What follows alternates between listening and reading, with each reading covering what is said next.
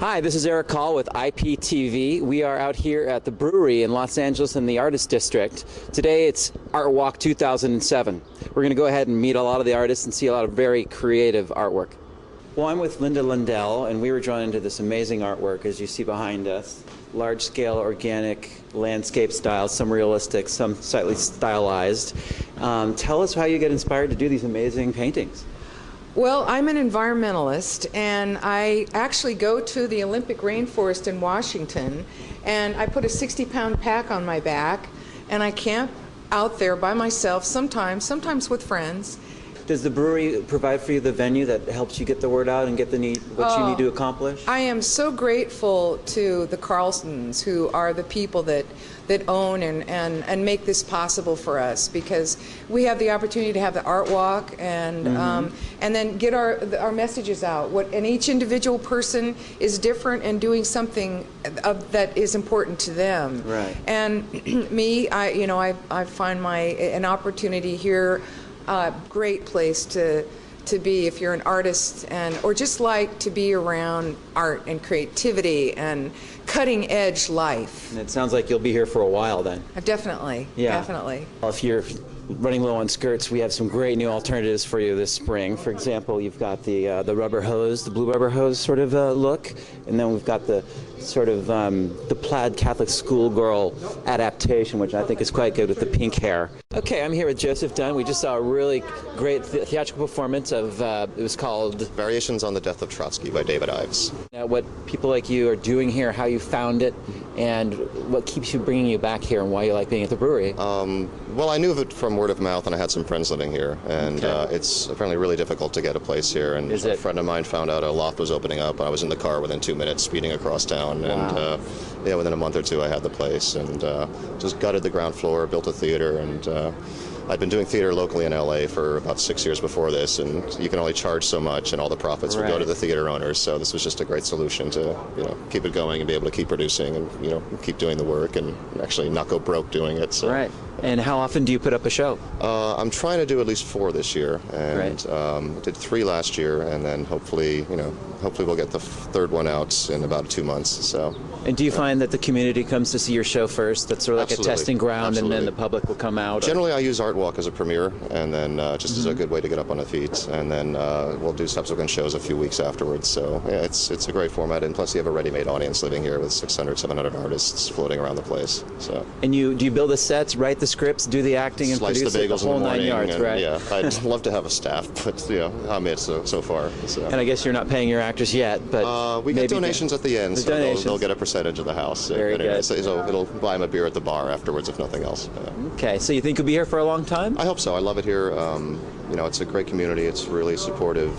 If you do need an effect, there's any number of artists you can go pick their brains, and we have our own bar, so it's a great social scene here as well. And I love it here. How many of you artists are having to take a second job? Are you all able to sort of survive on your skills and crafts? I'm not doing this. I have a day job, sadly, but Is that true for most of the artists here, you think? I would say a lot of the people here use it as a workspace as well. So, but I couldn't rightly say. Actually, you can kind of cloister yourself here if you don't show up at the bar periodically. You just come home and lock yourself in your loft. No one really knows you're around until I walk.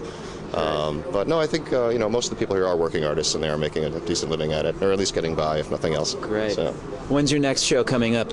The next production? Next production, hopefully in 2 months. I'm writing an original one act, which I didn't have time ready in time for our walk, so I pulled the David Ives out of the hat. Okay. So hopefully in 2 months I'll have an original up. Does that have a title yet? No, it has a working title, but it's too embarrassing to work at this moment. Yeah. Well, we thank you for your time. Thank you. Appreciate it. Thanks, Joseph. Enjoy the work. Abram, how long have you been showing your artwork here at the brewery? I've been showing here for about a year. A year? How's that been going for you?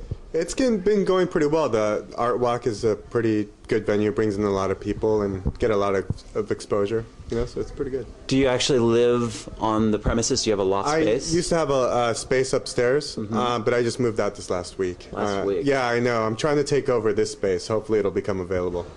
What's your experience living at the brewery regarding creating your relationships and friendships and support? How would you describe that? Yeah, people here at the brewery are pretty amazing people.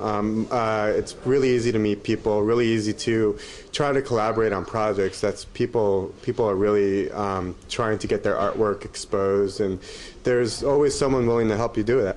Great. Are you a professional artist? Do you have to have a second job as well? Art director. You're an art director as well. Right. Most of the people seem to have a diversity here. They have to maybe take on a couple other jobs, and yet they're still able to show and do their artwork. And yeah, it'd be fantastic to live off the artwork full time, but it's not easy. It's not easy, but hopefully we'll be getting there in the next year or two. My manager, Mark, he's been promoting me pretty well. He got me the gallery show this next June, and so hopefully he'll continue to keep. He holds a space here, so he's been doing a lot for me to try to get me out there. Well, I've just met Linda Balheis, and Linda does something that I'm not familiar with. It's called a dye on silk, and as you can see, it has a really beautiful quality to it and a sort of silky fabric sheen. Linda, can you tell us how this works? This is a silk crepe fabric that I paint on, and it's using a technique that's been around a long time called the Serti technique, which has a resist. So there's a line surrounding the different areas of color, and basically I transfer a drawing to the silk, and then I use, sometimes it's clear, sometimes it's a black line, do my drawing, and then fill in with the dye. It's a sort of a simplified version. Okay, so you start with a contoured line drawing, so to speak, and then you fill in the colors afterwards. Is it a matter of dripping them on, or how do you apply the color? With a brush. It's all done. It's a water-based fabric dye. When the painting's completed, it needs to be steamed. I cook it on the stove for 2 hours in a big steamer to set the dye, and then I have to take it to the dry cleaners. And it takes the wax, the resist, out of the fabric at that time.